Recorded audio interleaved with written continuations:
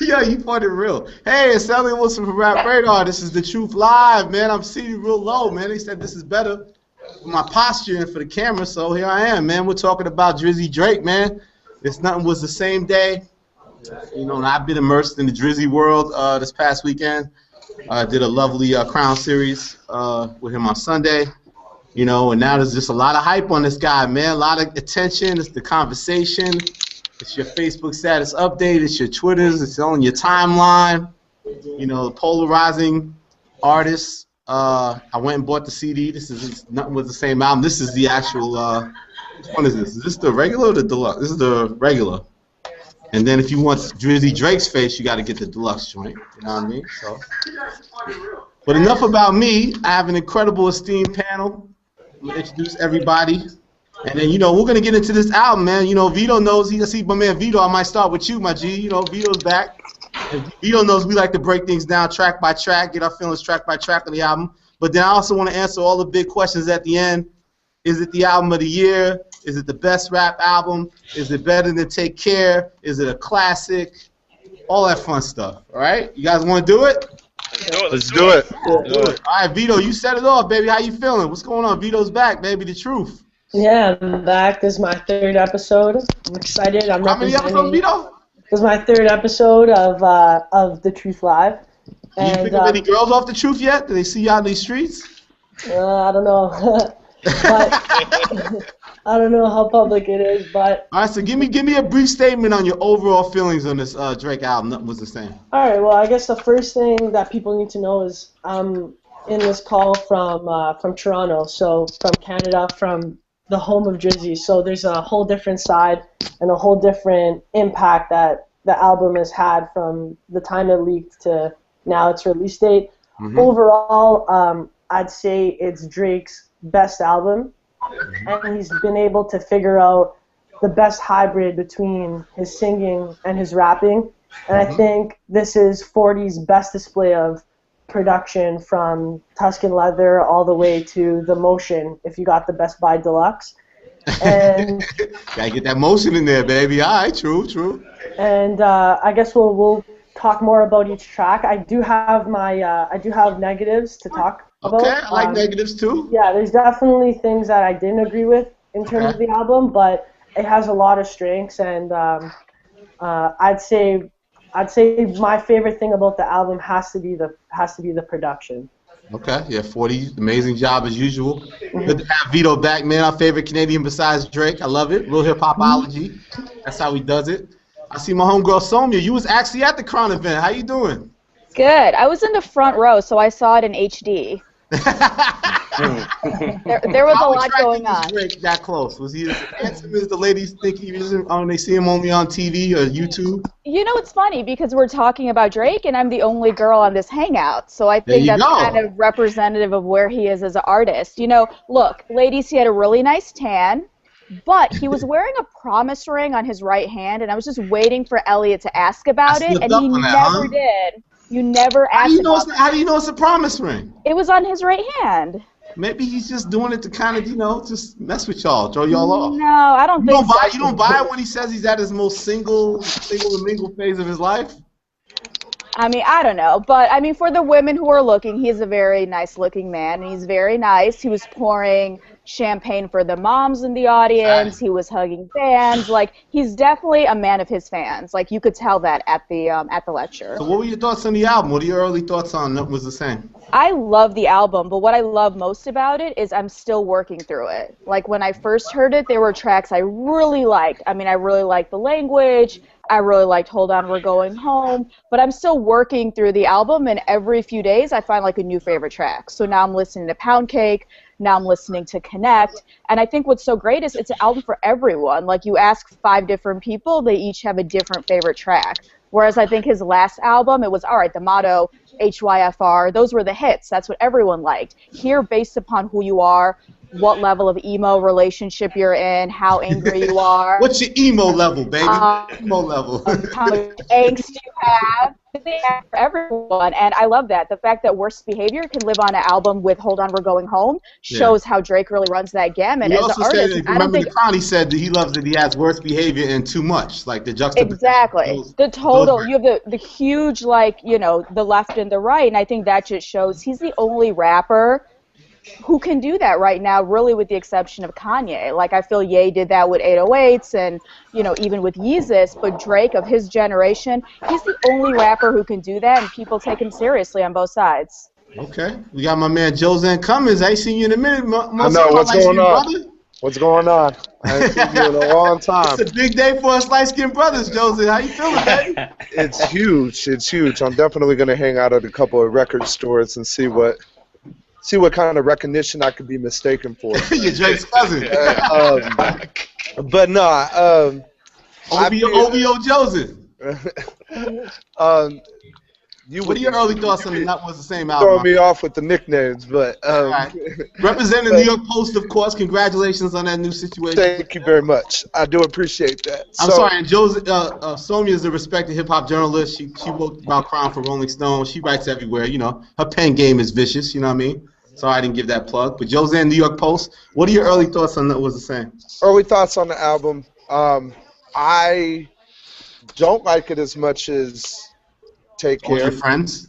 I love the album. I find myself listening to it. Kind of like Somia said, there's a lot to get into.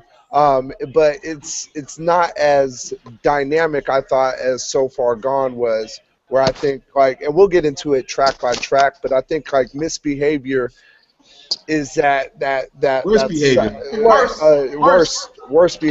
Worst behavior is that side of Drake that I like when Drake pops off. You know, I like the Drake on the guest verses, and I wish there was a little bit more of that. But I don't mind the emo side too, and I think he went further in that direction. Everything from Wu-Tang Forever, Own It, all those records. So it's a good album. I don't know if it's his best, but we'll get into each track and then we can go ahead and discuss it. Cool. All right. I got my man Jay Cruz, man. He's from 97.9 in Dallas, man. What's going on, Jay Cruz? What's up, everybody? You light skinned too, my brother. You know what I'm saying? Welcome. Yeah. We in here. I feel. Excuse me if I'm a little nervous. It's my first time. I work at radio. Good, my G.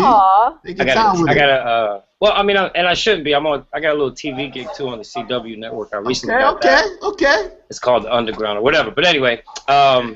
What's your early thoughts on That Was the Same? And I don't want to go against everybody, but if I had a rack. Like, if I had a side of, like, R&B CDs, and then whoever still has CDs, but CDs, and then I had my... right here, baby. Exactly. And then I have my rap CDs. I think this album would fall under the R&B side. And a lot of regular cats, not writers or journalists, just everyday hip-hop fans are a little disappointed with the album, strictly because I just want to hear them rap more. Okay. Just plain and simple. I just would like. You want bars. You want a straight bars, Drake out. I just want Drake to. I mean, he can sing. He could. You know, he does his thing. I like when he sings the hooks. I want 13 tracks of him just dogging all these whack rappers out, just going in. You know what I'm saying? Like, but it's a good album for sure. The beat, the production is Vito. I think he said Vito. The production is amazing. As far as like he's the rapper right now that can put out radio hits that aren't radio hits, like in the sense of radio hits. You know what I'm saying? He can push the envelope and people still swag with him. All Me is 5.5 minutes long. Radio stations don't play 5-minute songs anymore. No doubt. But when this came out, everybody started playing it. No clubs too. They don't even fade out and they play the whole record in the club. Exactly. It even ends crazy because he's still. I don't want to hit. Yeah. Cut that off the album. Daddy cut. He chipped that. He chipped that off there. Well, we still got it, the version we playing on the radio. But yeah, no, I think it was song by song. I did do a breakdown. Again, this was my first time. This was my first time, so I was like, let me try to be prepared. I don't want to see. I like that. Like, I don't know what I'm doing. But commands that. My biggest complaint is just him not rapping enough. That's it. I mean, that's really my biggest complaint. All right, let's get down my last panelist, man. We got my man Ash Cash, man. What's going on, baby? What's going on? I mean, man, I love the album, man. I'm a big Drake fan. I think as a body of work, I think it's a really good album. I would agree a little bit that he did get a little bit on the emotional side, and he sung a lot. But nah, man, I think that when he does go in and start rapping, though, he goes in, man. All Me, Pound Cake doesn't really count because that's Jay's song all the way. You know what I'm saying? But like when he really starts to rap, man, he really goes in. So, as a body of work, I really enjoy the album. I don't know if it's his best album, and I'm still listening through it, so I'm still going back and forth because when I listen to some albums, maybe 1 week I might be like, all right, it's all right, and then the week after it's the best album that he ever put out. So I may change that opinion, but right now it's definitely a good body of work though. It's definitely a good album. Okay, well let's go track by track, man. Speaking of rapping, though, I think we all agree that Tuscan Leather, that's that's straight rapping and sharp bars and MCing. You want the whole thing to be like that, J. Cruz, right? I want what's he do? Like on the Furthest Thing on the second half. Well, let's start with Tuscan Leather. What do you think of Tuscan Leather? Well, no, I liked it. It's not one of my favorites though. It wasn't, but it was a time where I didn't spend a lot of time with the joint, but I did like it because it was mostly rap. Yeah. But here's my thing. Out of all the songs like of him rapping on, Tuscan just didn't really hit me. As an intro, didn't draw you in?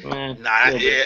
It was very truthful, man. I think I like Tuscan Leather a lot because he starts giving you his emotions, his personal issues that he's going on with. Like he just lets you into his whole what he's going through at the moment. I think it was a awesome track, especially as an intro because you're like, wow, if he gives you all this of all the stuff that he's going through, what else is he gonna give you? You know what I mean? So I think it was a really truthful intro. It was a dope intro, definitely a dope intro. You know what? I'm sorry. You're right. That was the intro. The version I got, the songs were mixed up. The order of the songs.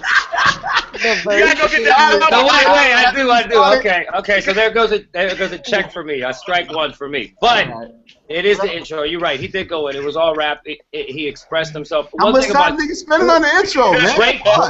Drake is the only rapper that could say I love you to a woman on a track right now and make it seem cool because for the past 10 years, it's not a cool thing to say in music like I love you. But Drake is very open with his emotions and he tells it how it is. He's not loving nobody on the intro, you know what I'm saying? I think the intro. Yeah, Joseph. You all jump in. To speak to that, the great work that 40 did. I don't like the beat on Tuscan Leather. It kind of sounds like old Kanye, College Dropout, and to me, it doesn't He said to me in the crowd, he told 40, make me some diplomats. What's that? Okay, yeah, the Heat Makers type of stuff. So that made Sped up soul. But it didn't. Dare I say this? He can go harder than what he did on Tuscan Leather. Really? Yeah, I mean, you know what? I remember I'm sorry I wasn't at the Crown interview, Elliott. I had to watch my Pittsburgh Steelers get mocked. But my Steelers as a kid. I grew up heavy Steelers fan when I was a kid. Okay, so yeah, I'm glad you missed that one. But no, I remember the GQ interview where he was talking about how he was kind of hyping Tuscan Leather up and said that he says, "Who's going to be here a decade from now?" You don't think that's a powerful statement? That's a good question, but I think he always pops off like that. And for me, it just didn't. I like how he mentioned Nicki and stuff like that. And I think what he does do a good job of on Tuscan Leather is something that Ashcast said, which is, he knows how to rap about the personal, like the stuff that gets him emotional. He can rap it out as much as he can sing it out, and Tuscan Leather shows a good range of that. He's not just popping off, but I also think that it shows you why so many rappers get mad at him, because the questions that he does ask. If I was a rapper, they'd probably get under my skin too, because you don't know if you're going to be around 10 years from now. But it's not just that. I think with Tuscan Leather, he pops shit and backs it up, right? So he talks about basically surpassing Wayne, and everyone always says they're the greatest. But when you take a step back, Drake is bigger than Lil Wayne right now. Just kind of let that sink in, and to start an intro on that flagrant shit. I think it shows you what headspace he's in. He talks about this song isn't for radio, but they're still going to play it. And that's what they're going to do. I mean, our friend in Dallas, like I'm sure much to his chagrin, has to play a lot of Drake that he might not want to play, but that's what the people want. And I think Tuscan Leather sets that tone for this album. Like, Drake is really flagrant on this album, but everything he's popping, he's backing up. Like, really, who can say, you know what, no. Like, he stole everyone's verse this year. Like, Hold On, We're Going Home is the huge crossover hit, and he's hanging out with Kylie Jenner. Like, that's the trifecta there. Nobody, that doesn't sound like Team That's better than the Cash King and Cassie? Better than Puff and Cassie? I mean, you know, and Drake is only 26, so in 10 years or 20 years, when he's closer to Puff's age, he'll probably be number one on that list too. So I think there's something to be said about, you know, in rap, everyone's so braggadocious. Like, I'm the best. I do this greater than you. So many albums came out this year, but Drake can actually stand by a lot of what he's saying on this album, and I think that is a testament unto itself to me. Vito, what's your thought? You've been real quiet, man. I know you got some thoughts on the Tuscan Leather. Yeah, definitely. I think we got to put it into perspective because this album, Nothing Was the Same, it's conceptual. This is the intro to a conceptual album, right? So, from my opinion, I feel like this record, when it goes off, as a fan, I'm motivated to, like, get through the whole album because it excites me to know that he's coming on a beat that's, you know, not taking away from his vocals, and you could hear and capture, you know, all of the interpersonal lyrics that he's trying to get across. He's pretty much giving you a quick summary of what he's about to dive into for the rest of the album, so I like that. And for me, it kind of marked his, you know, his evolution as an artist. Like, he's come to this place, and he's recognized now that he's become so big that he's almost, you know, he's on the same level, if not greater than Lil Wayne. And I know from friends and other people that have listened to the album, they've kind of given this, like, you know, the Tuscan flow. Like, oh, Drizzy season's here with Tuscan flow. Like, that's kind of like the statement. It's not two songs, but two-song Leather? Yeah, like, and I think 40 shines through on the beat. I know there was talks that, you know, the beat wasn't that nice, but I think the beat's suitable to start off. It doesn't take away from what the point of this is, which is Drake telling the story of where he is now and how he can't go back to where he was. And I'd give the intro, I'd say it's the best intro out of all the albums he's released so far, including mixtapes. I think this is the most conceptual intro he had to suit the That's record. what he said at The Crown. He felt like he nailed it. He was comparing it to Over My Dead Body and Fireworks and all his other intros. I think I'd take Over My Dead Body over this intro. Yeah, I would too. But the Tatiana line was tough. One final thought. Ash Cash, why would you also put Over My Dead Body better than I don't know, man, because I think over My Dead Body, I think that it talks to your soul. Like, you could vibe out to it. Like, he really, like, goes in on Over My Dead Body. I still like this as a close second. And even, you know, with Tuscan Leather, he took shots too, you know, so you don't know necessarily who he's talking about. So when he talks about who's going to be here a decade from now, he's like, yo, listen, man, you dissing, you talking, I'm too busy, right? And that's why I got hits, baby. I got hits. Right? When you call me, you hear the voicemail, you know what I'm saying? So he talked real slick on this one, but I don't know, over My Dead Body, when you listen to that, it just takes you in a zone. It just puts you in a place, like, you just. But is that because of the melody? Like, I think that's the thing too, right? So with Take Care and So Far Gone, these are like songs. Like, Over My Dead Body could be like a single if it's some radio station if you wanted it. I don't think this was meant to be. Like, what is it, like 6 minutes and there's no hook? Like, Clearly Tuscan Leather is about the lyrics. Like, he wants you to listen to the words. Whereas I think with his other intros, even with Lust for Life on So Far Gone, that's like a very melodic, you know, start to that tape. Here, it's about the lyrics. Like, no hook, no interesting feature, listen to the lyrics and actually sit there and digest it. And I think that there's something to be said about that. Like, it's not meant, you know. Furthest Thing, because Furthest Thing, obviously, you know, to me shows him trying to pair both sides of him. One part's a singing record, and then the second part's a Jake One produced, more traditional kind of hip-hop boom bap record. Who wants to jump in on Furthest Thing? You got your track list together right now, Jay Cruz? You got the song this one? Look, I'm not making that mistake. You want me to sing this one, T? Don't start off with me. Always start off with somebody else. I like First Thing, like the first half, it's not one of my favorites, but the second half when he starts rapping is one of my favorites. Just want that Jake one, that's all? It's just the singing, man. It really, I'm just a music fan. From a music fan's perspective, and I work in radio, it's just a lot of singing for me. It kind of disappointed me a little bit. And I knew it was going to happen, though. I knew it was coming. I knew it was coming. But I'm a big fan of Drake. I'm not here sitting hating on the guy. He's a genius when it comes to making music. What he's accomplished is extraordinary, and he's bringing light-skinned cats back in style. All right, speaking of hating, though, Jose, what do you think of Furthest Thing, man? Come on, man. Man, you know what it does? That hook, that hook Keep on the low, flying on the low? Yeah. On the low. That hook gets in your ear because I would turn it off, go about my day, and then I would just have that in my, sipping on some water, talking about drinking on the low. Drinking on the low. Sipping on the low. It just kind of, that's one of those tracks that just sneaks up on you because after you're done listening to it and you're just going about your day and it's in your head, you're like, let me go back and do that. But it's like so, it's a very syrupy. Did you like the switch up? Did you like the switch up? Oh yeah, the Derrick Rose line. I had to. Derrick Rose the knee up. Re-up. Before the re-up, that line is ill. I had the Derrick Rose the knee up before the re-up. Yeah, and then for him to kind of go into that, that was a nice change of pace too. So I really did appreciate Furthest Thing. Two different singing. I didn't know it was Drake 1, but I'm glad to know that second part was Drake 1. It's a dope track. Vito, what'd you think? Yeah, I think Melody Drake. He comes hard. His course is on point with the theme of the album.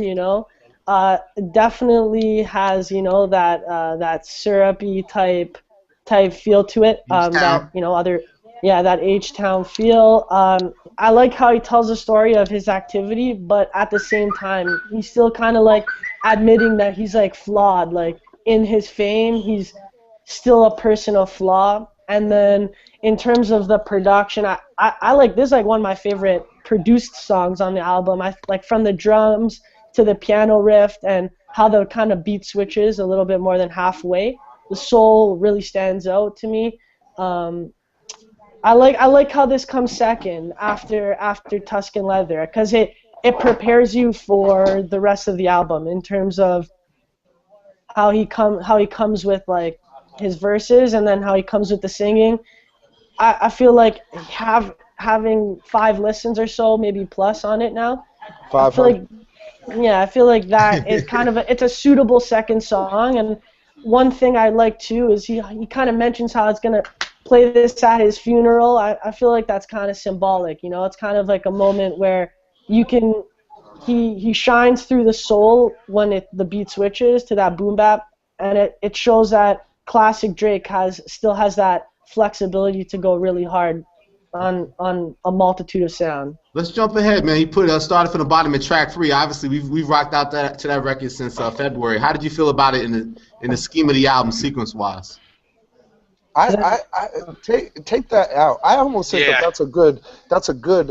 It's a single, right? But where it went in the album, I had a problem with. I actually feel like those two songs, the two singles, "Hold On, We're Going Home," which we'll get to later, but started from the bottom, is something that you just tack on at the end. They're such strong singles; they can stand on their own. And to me, you could kind of set the mood with this album and kind of like vibe out to it.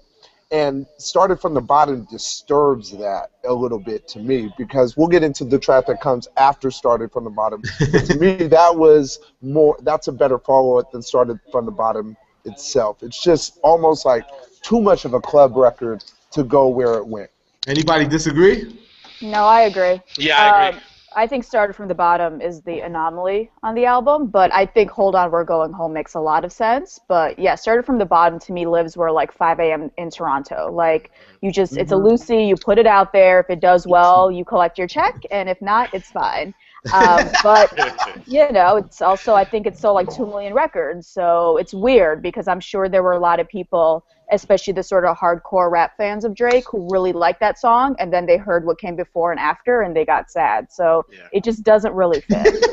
I love the song, I love it, but it doesn't fit. Rapping wise, I mean, everything that's been said about Started from the Bottom has probably been said, but for me, as a Drake fan and as a fan of his rapping, that to me is a song that shows everything that he can do. Strong hook, nasty lyrics over a nasty beat that doesn't sound like, just sounds like a great blend of all your, like a couple of favorite, you know, hip hop pastimes. So to me, Started from the Bottom is one of the, probably to me, my favorite hip hop record of the year as far as singles go. And the fact that he used Mike Zombie on the beat was cool, because Drake does do that. I mean, he has his pick of producers, but he stays within the OVO camp, or he plucks these like random people that like no one's ever heard of, and then everyone hears about them. I think he found it randomly in his email too. They have a good ear over there. Yeah. Yeah, so it's dope. So I mean, Mike Zombie, I don't know what he's done after that. Like, I think he lives in Jersey. Come on, Mike. But I think he's trying to be a rapper, though. Like, actually, I Googled him a few times. But that song is great, and the fact it was kind of an unknown producer, I think, is dope. Like, it shows that he's not relying on a big name. Like, it's just Drake, you know? Let's go into the controversially titled Wu-Tang Forever. Wu-Tang Forever. Cash, talk to me, baby. Yeah, I mean, a little bit, man. Because prior, like before I even listened to the song, I heard the name and I got excited, you know, because I'm a kid, you know, the '80s baby, so I grew up on Wu-Tang. So as soon, exactly, you know what I mean. So as soon as I heard the title, I was like, yes, Drake is going in, and you would hear it, and I was a little disappointed. I think that you know, I mean, it's an emotional song, you know, and it's within Drake's lane, though. It's within his lane of what he does. But I was looking forward to something that, you know, that went along with the name Wu-Tang Forever. Like, you can't use that name and not come with those type of, you know, that type of feel or those type of bars that make you excited to be a Wu-Tang fan. So I was disappointed at the song. Vito, talk to me, Vito. What you think? Yeah, you know, I think it good. Like, there's a good to side of it, and there's a bad side. The bad side, I'd say, when I saw Wu-Tang Forever, I expected him to come hard. Like, I expected Start from the Bottom. You know, it is what it is on the third track, and I thought Wu-Tang Forever, he was just gonna start spitting like top to bottom, and there was gonna be a point there where the beat dropped, and he was just gonna go off and prove, you know, his verses were just, his lyrics were stellar. But if you're looking for what the track really is, now that I've heard it, you know, he's reminiscing on his past. He kind of tries to find a balance between, like, his old Drake's, old Drizzy, and new Drake with the singing and the rapping. It's a good balance. I'd say that far into the album, I feel like it's the best balance with singing and rapping. But I think the songwriting was really well done. Like, it's very catchy. I know a lot of the girls that I associate with, they really like this record. And it's a nice follow-up, I think, and flow conceptually with the album. Like, Start from the Bottom ends, and then Wu-Tang Forever kind of picks up off that ending, and it kind of continues, kind of sets the pace. You're our lone female. What are your thoughts on Wu-Tang Forever? So I haven't associated with Vito yet, but as a girl, I hated that song. So, okay, here's a few things. Like, in hip-hop, some things are sacred, and to me, Wu-Tang is one of them, because it means a lot to people, right? It's not just like a group, like, it's one of probably the best groups ever, and Wu-Tang Forever was a ridiculously good record to me. So to take It's Yours and turn it to anything, I think he already kind of set himself up for failure, but what they ended up doing with it was a fail. And you know I love you, Drake, but this song was horrible. Like, it probably should have. Something else. That's tough. It probably should have been called Aaliyah Forever, at least for the first track. Could have called it It's Yours. It's yours, yeah. I mean, I feel it's with Aaliyah too. Like, certain people's discographies, people are very sensitive, and I think especially rap heads, like, Wu-Tang is something that we hold very dearly. He's consciously playing into that? You know, I almost... You know you're going to say, oh, Drake, how could Drake do Wu-Tang Forever? It didn't mean anything. Huh? She got frozen. I mean, maybe, but I think he shot himself in the foot. I think he shot himself in the foot, and I think he knew that because you mentioned it during Crown, and I think he sort of played it off like, oh, I knew would elicit a response. Well, the response was negative, so clearly it did not bode well for you. Like, to me, it's one of those tracks we're going to quietly not talk about it. You guys like this album, though, right? Yeah, for all the negative responses that it's gotten, a lot of that is because of the title, and I don't think that it is as bad as people like to say it is simply because you would title it something different. Like Elliott said, you can call it It's Yours. The dude does 3 different flows on there, too. Yeah. And I think that that's kind of dope. In one song, he kind of shows his range. He shows why he doesn't need a guest singer. He shows why he doesn't need a guest rapper. He can handle it. You know, he takes some things out of his toolbox, and that's really what I like. Again, that title is that title, but I don't think that title being... I don't know. I feel certain things. Like, you wouldn't name something after Biggie. You wouldn't name something after Pac. If you're going to do that, the standards are going to be really high. Do you know what I mean? So you got to know that people are going to come out with the daggers. Like, and the song just does not live up to the name. That's fine, but it just it doesn't... It's not the reason why it's a bad song. Oh, the song is also bad. Like, that's also there. They're not mutually exclusive. What do you think of Own It? What do you think of Own It? Those are the 2 tracks. Again, I know how one flows into the other, but to me, they're low points. Like, I guess the girl records. People would traditionally say are the girl records. You don't like either one of those records. I mean, not necessarily. Like, you know, I like the Janae Aiko song. Obviously, Hold On. We'll get to that. Yeah, there's some. But Own It didn't do it for you either. It felt like a bad extension to. It was a bad extension, and again, maybe it's just me and Wu-Tang, and I love them. Raekwon, what up? But either come really correct or just leave it, you know? What about J. Crew? What you think of Own It, J. Crew? I think, well, no, Own It is my least favorite song. It is. Oh, you guys are harsh today, man. I thought you liked this album. And with the Wu-Tang Forever, I agree with it just leaves a bad taste in people's mouths, especially just your hip-hop, your everyday hip-hop fan who's like, what, Wu-Tang? Oh, man. And then it's like a confession of him in his past or whatever. And it makes sense because it's something, he picked something that's from his past to associate with him reminiscing, and I get it. But Own It. We have Worst Behavior. Does he get his swag back on that? Worst Behavior, yes. Worst Behavior went in. That's that bad boy shit right there. He get that's when he comes back with it. His flow is crazy on it. He talking slick on it like that. That's is moving like he's dancing. He can't even talk about it out there. So it's his flow. You know what I'm saying? Like, Worst Behavior is one of my best songs on there. I like it. I think he go in. He definitely go in, and he gained me back as a fan after that because Wu-Tang Forever, Own It. I'm like, but then Worst Behavior drops, and I said, all right, Drake, I got you. Let's do it. Let's rock out. No, totally. Go ahead, Joe. A different sound for him though. Like he experimented with a lot of different flows. Like, were you shocked that the record's kind of real different for him? Yeah, I was shocked at that. Definitely when he goes into that bad boy Mace flow, crazy, and then when he comes out of it and he goes into more of like that flow that he used on Fucking Problems. I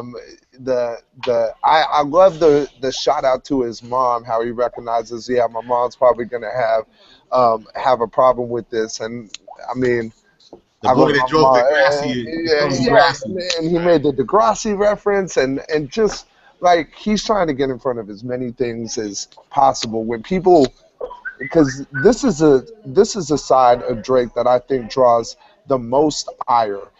Everybody talks about the emotional side, but people get so upset because when he pops off like this, it's pretty much all honest and truthful. No one can say that the guy can't rap, and this is like proof of that. And when you want to bring that to the table, when people start popping off about how Drake isn't a good artist and everything, you bring a song like that and you could shut it down, and they know they can't really say it. That's for the like I said, the barbershop brothers. They have to get that. Exactly. Yeah. You mentioned From Time. You like that one? Oh, I love it, yeah. And, I mean, I've been a fan of those two together since, I think, July, which they did a few years back. I love her. I mean, I'm really looking How do you say her name? I always get her name wrong. I believe it's Janae Aiko. Janae Aiko. Okay, yes. Yeah. And she's dope. And, again, this is a song.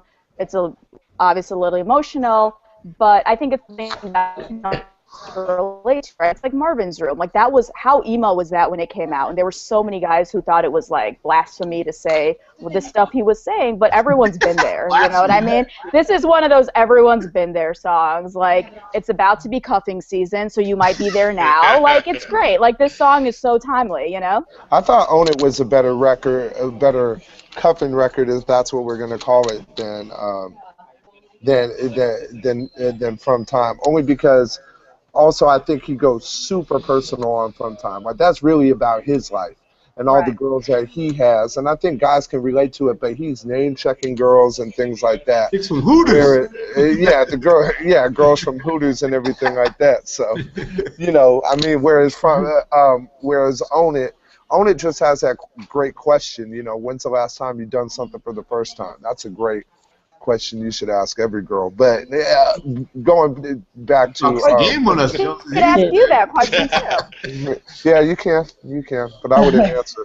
But yeah, so from Time though, I don't know, little mopey, mopier than the rest. Yeah, definitely. I'm gonna just do quick on those three. Own It, it's singing Drake full force. You know, production, in my opinion, saved that record. Party Next Door, he just signed them. That's a Party Next Door record that Drake liked and decided to kind of mesh into his album like he did with Take Care and The Weeknd. I don't like that record. I think it makes Worst Behavior feel really out of place. I feel like Worst Behavior, you know, Drake pops off on that record like everyone said. It's repetitive content-wise in terms of the album, but, you know, that beat is like sonically unconventional. Like, I've never heard anything like that. Plus, he's dropping all these different flows. And I feel like from my friends that aren't a fan of listening to an album from start to finish, that's a song that they're going to download, have on their iPod, and, you know, that's going to be rocking in the clubs in Toronto for sure and everywhere else. From Time, I was actually, you know, the record itself is like, I like the record, you know, it's good. I feel like Janae, she does her thing.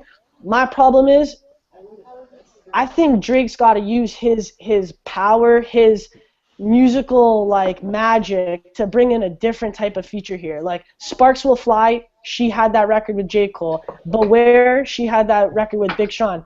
Drake, to me, if he's gonna be the leader of the new school and prove it on this album even further, I was expecting that Anthony Hamilton feature, you know, trying to pull in a legend on a record like this to kind of give it that like Stevie Wonder touch that kind of Take Care needed and really help push it into like classic conversations. The record itself is, I don't know, I like it, but I would have preferred a different feature.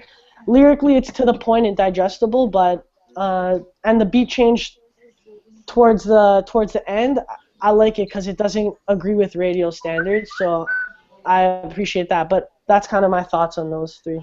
A big record on radio is the current single, Hold On, We're Going Home. He just dropped a crazy video. It's a little insane. But he kind of admitted at the Crown that he was a little nervous because this is actually, you know, one of the most straightforward singing. It's a different type of sound for him. Like, what are your thoughts on Hold On, We're Going Home? I remember when this came out, I was actually in Toronto for covering OVO Fest, and when I first heard it, I didn't think it was Drake, which was weird. I was like, oh, who is this? Like, this can't be Drake. But you remember, he was singing on karaoke on his last album, and that's like a fan favorite, you know? The first album, you mean, karaoke? Sorry, yes, the first album. But I think it's one of those situations where this is like his biggest hit to date. Like, we can have our favorites, but when it comes to crossover Drake, like, this is why he's on Ellen. This is why he sits down with Chelsea Handler and all of these people. It's this mainstream, these kind of songs, because these are songs that everyone from a 12-year-old to like my mom would like and probably does listen to. And that's something that's very special. Like, very few rappers, maybe with the exception of Nicki Minaj, can do a whole singing song. People not only take it seriously, but it's people outside of hip-hop. So this is a really big song for him. I think my question is, will this make other rappers want to try to do that? And seriously, not just kind of joking around. Not some of them. I don't know. I mean, I always feel every rapper is like a shower R&B singer, so I wonder if more and more people are going to start to experiment. But I love it. A singing song, Kendrick singing, baby. I know. It's coming. So, I got a vocal coach right now doing singing lessons, man. He's doing it. Jay Cruz, you tired of hearing that record on 97.9 Dallas? I was gonna chime in and just say my opinion is not valid because I have to hear that song 40 times a day. You turn it down in the studio when it comes out. You turn it down. There were several records that songs I did not listen to on the album. That was started from the bottom. Hold on, we're going home. I just straight fast forwarded because it's 40 times a day. I'm good. Singles, my G. You're allergic. You look, it's like the guy can sing, and a lot of times people I think just get angry at the fact that he is so talented that he can sing and he can rap and he can do both and he can switch it up and not just rap. Like he could be in somebody's top 5 MCs of all time, and it's an argument. It's something I can't be like, oh, that's crazy. That's like saying Juicy J or somebody. But anyway, I'm not dissing anybody. I'm just saying. Like, he could physically be that good of a rapper, and he can sing. So it's like, they're going to hate on him, bro. Like, I'm always defending the guy, especially the fact that he's light-skinned.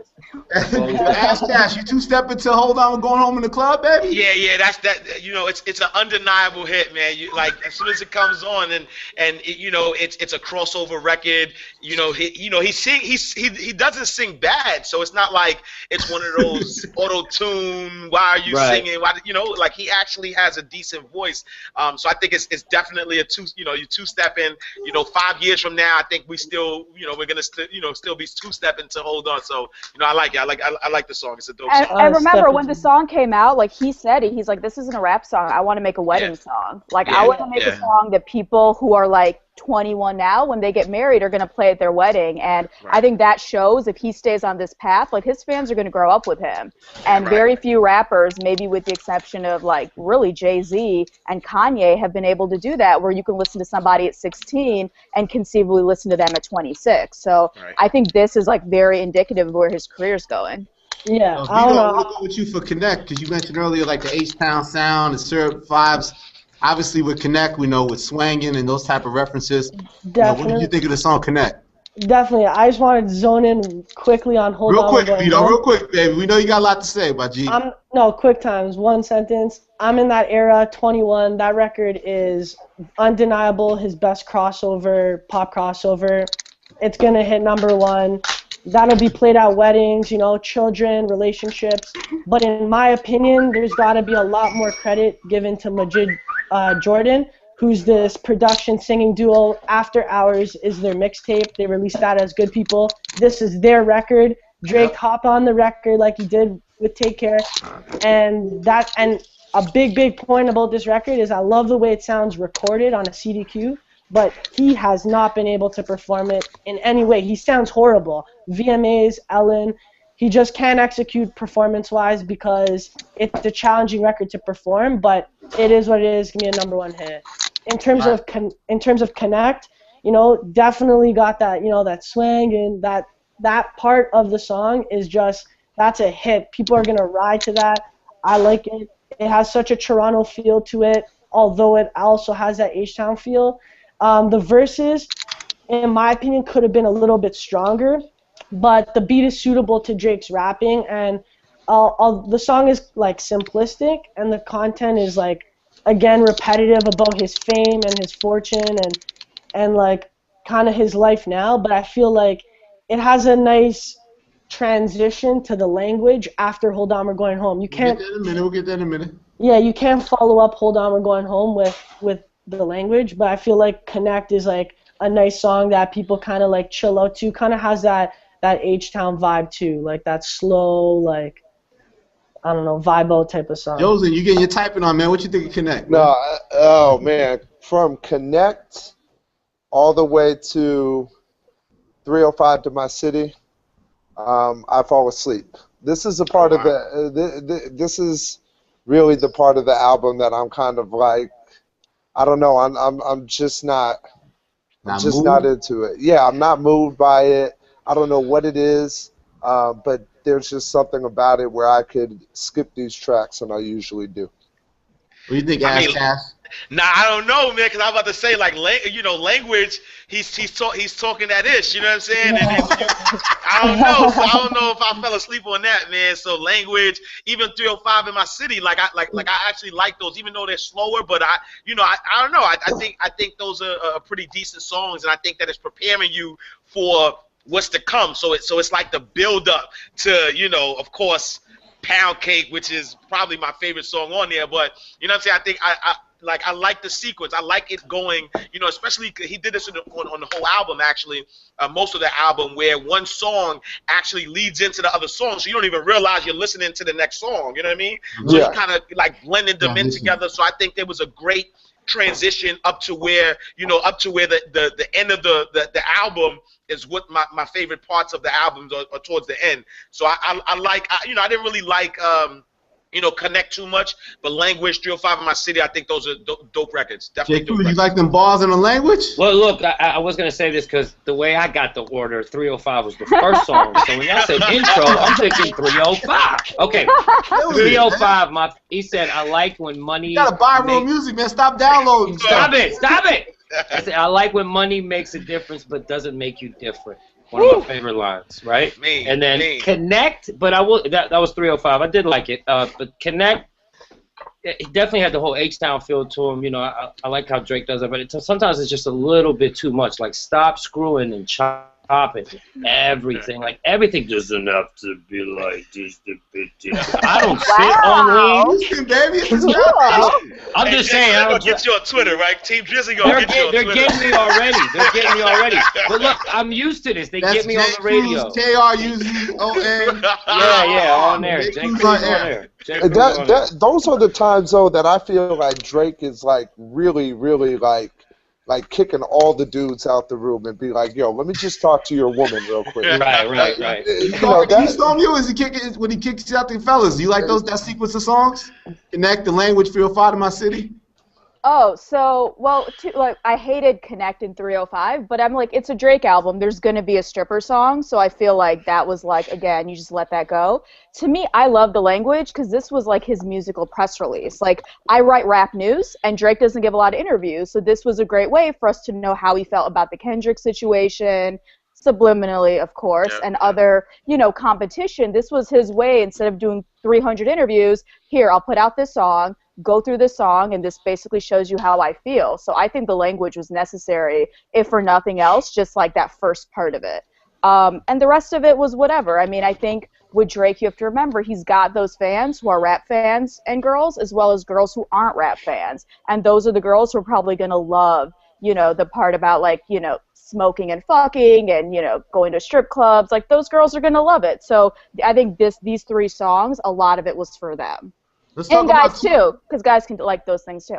Exactly. Let's talk about Too Much. It seems like everybody loves Too Much. Does anybody here not like Too Much? If you don't like Too Much, you don't have a heart. So Heartless bastard. If you have no heart, then you don't like Too Much. I mean, Too Much, like, that's the thing. It's just another continuation of him putting his feelings, instead of to the media and to his critics and other rappers, this is his family. Like, I mean, he told you, Elliott, during Crown, he's like, look, I talked to my mom about these issues. She's not listening, so I don't know what else to do than to go on wax. And he's done it before. He did it with Fear, which is one of my favorite Drake songs that a lot of people sleep on. He did it with Look What You've Done, when he's talking to his mom and his uncle. This is what he does, you know, the calm, like, when he gets in a mood and he feels he can't communicate even with his family, he goes on wax. But what's great is you can be in any situation with anyone and you can feel these records, you know, whether talk about coming into money, coming into fame, success, not being able to connect with your family. Everybody goes through those situations. Yeah, so. I really liked, I love the first verse talking about that performance at the warehouse, which I wasn't at, but I remember seeing a picture of it on all the rap blogs of probably Rap Radar. Right, probably mostly not right. Not right. Had that picture. And it was just filled with people, and it was like one of those things where it was like, oh, who's this that's guy? how he felt. Yeah, who is this guy? But that's how he felt before. Like, who am I? I don't know if I can even get that many people there. And referencing Paul Wall, I think that first verse kind of shows you that he has not forgotten where he comes from. Like, this kind of success is still very new to him, and it's changing him. And then we get to how it's changing him in the second verse. When people talk about how emotional Drake is on records, I think they forget that he's not afraid to bring his family life into it. And not talking about how hard he had it growing up because of the Degrassi years and whatever and everything like that, but he really takes you inside his family drama, and he's not afraid to do that. And as far as I'm concerned, that's more courageous than most of his peers right now, you know? Vito, Probably too much. any. Don't go too crazy if you don't want too much. I need a little. Yeah, keep it simple. I think it's the most classic record on the album. I think Sampha absolutely kills the chorus. Yeah. And you know, Drake follows it up with probably the most personal, family, emotional raps on the album, like verse after verse. You know, it's a great song. I think it makes Drake stand out as that rapper that's can be emotional and talk about his feelings and having it still sound like just beyond just a rap record, you know? Let's talk about the last sequence. That's Pound Cake going into Paris Morton Music 2. I feel like, again, like too much, it seems pretty unanimous that everybody loves Pound Cake. And I've seen kind of mixed reaction on Paris Morton Music 2. Like, what did you think of that as being the two-part closer for the album? I wish he would have kept Paris Morton 2 as a separate track. I actually like Paris Morton 2. I think I like the beat a little bit better than I do on Pound Cake. You know, and I don't like Jay's verse at all. Drake's verse on Pound Cake? No, Jay's verse. Yeah, Jay's. You don't like Jay's verse? Which one? The second, third, both? Yeah, both. Wow. I'm just. Those have made millions. Come on, baby. I don't know. I don't know what it is. I do like that Beanie Siegel line though. That Beanie Siegel would admit it if he just wasn't in his feelings. That's a great line. But yeah, I don't know what it is, man. I guess you know what it is with Jay's verse. It's just too much stuff that I can't pronounce. And I'm not You like that Watson Throne, man? I wasn't believing Ash Cash. What you think? I'm not rich enough to like that. I feel that. But it's an aspiration rap, right? Jay-Z is about aspiring to what you don't have. So now you can get Rosetta Stone and learn how to pronounce that stuff. I think Ash Cash, your mic's out. You got to fix Ash Cash's mic. Can you hear? Oh, you hear me now? I'm sorry. Yeah, there you go, Mike. I got too excited. You muted yourself. Yeah, you know, but no, that's my favorite track of the whole album because you know it is aspirational. Yeah, Pound Cake, man. It's aspirational. I'm a big Jay fan, and Jay, you know, he puts you. You know, they call me Mr. Mind Right, Money Right. So I'm always about envisioning. Boy, I see it, baby. You know what I'm saying? You gotta see it in the back, right? So they call, you know, so he's very aspirational. So he talks that big money talk. So whether you're there or you want to get there, he kind of makes you feel like yes, you know, talk that talk. You know what I'm saying? So it was I think it was actually Jay's song. That wasn't a Drake song. That was Jay-Z featuring. So what did you think about Paris Morton coming after that?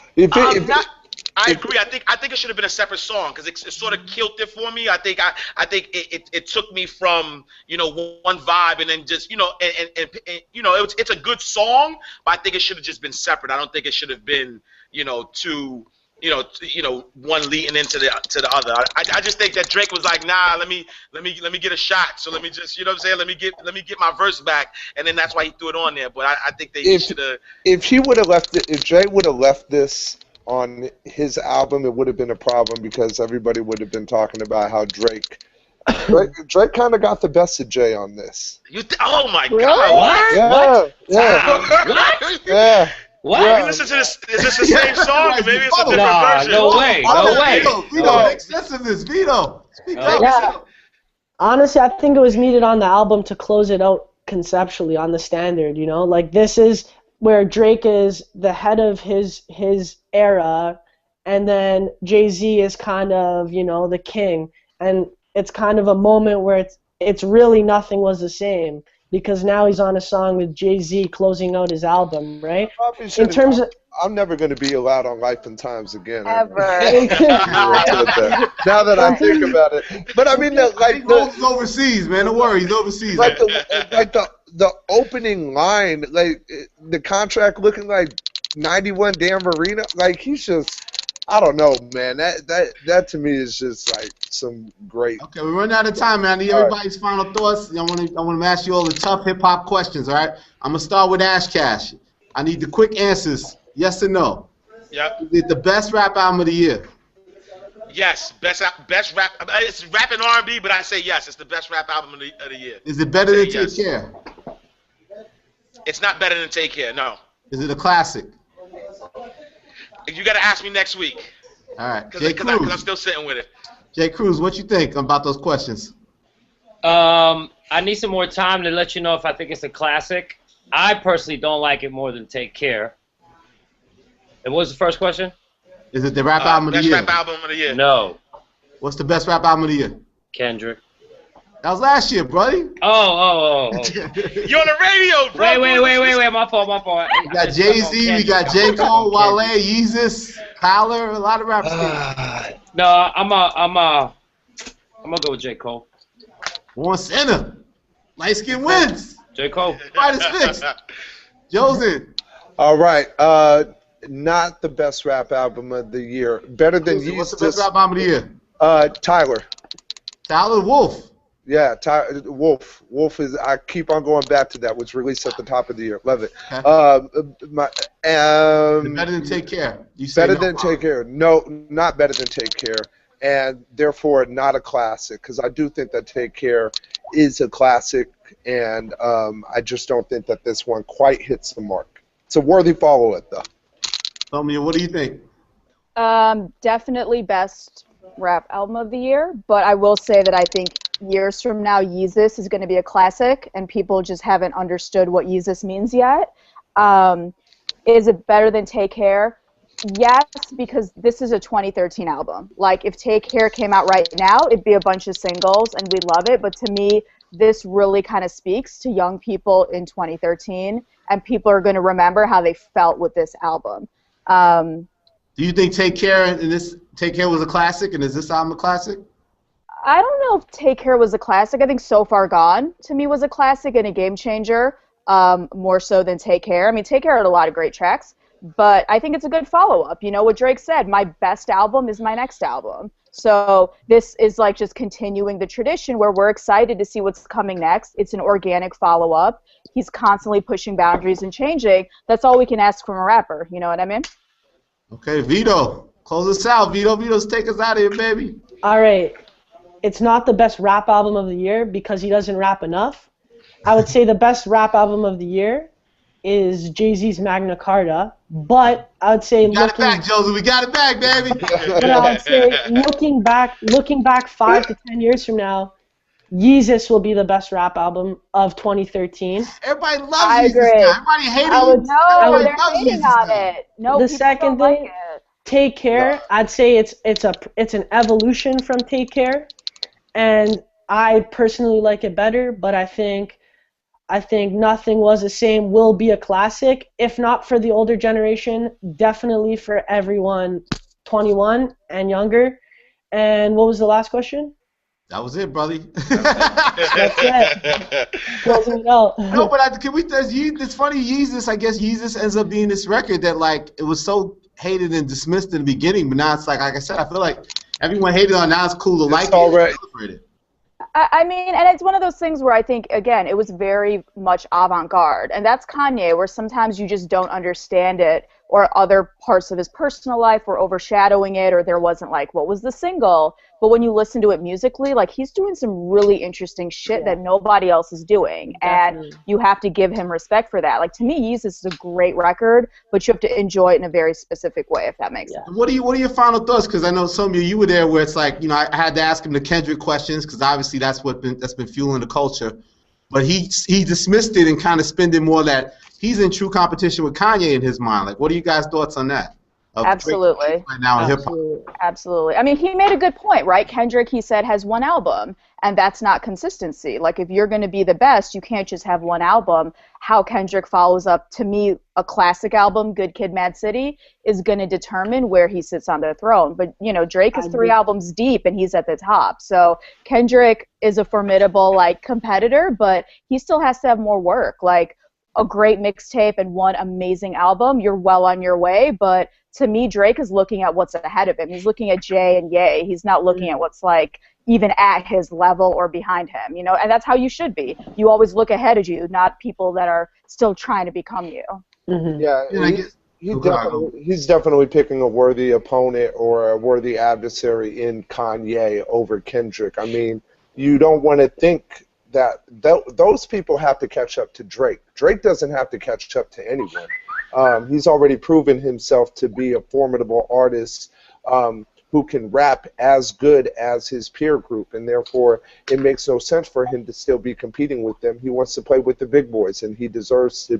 He's like the first dude in a while that deserves to be on that level with them. All right, well, I want to thank you guys for taking the time, man. We ran out of time. Thank you, Elliott. So much to talk about, man. It. First time for me, it was a lot of fun, y'all. Thank you, Jay Cruz. I appreciate you. Ash Cash, I know he disappeared. I want to thank him. Go buy his book, whatever it's called. I am Ash Cash, ASHCASH.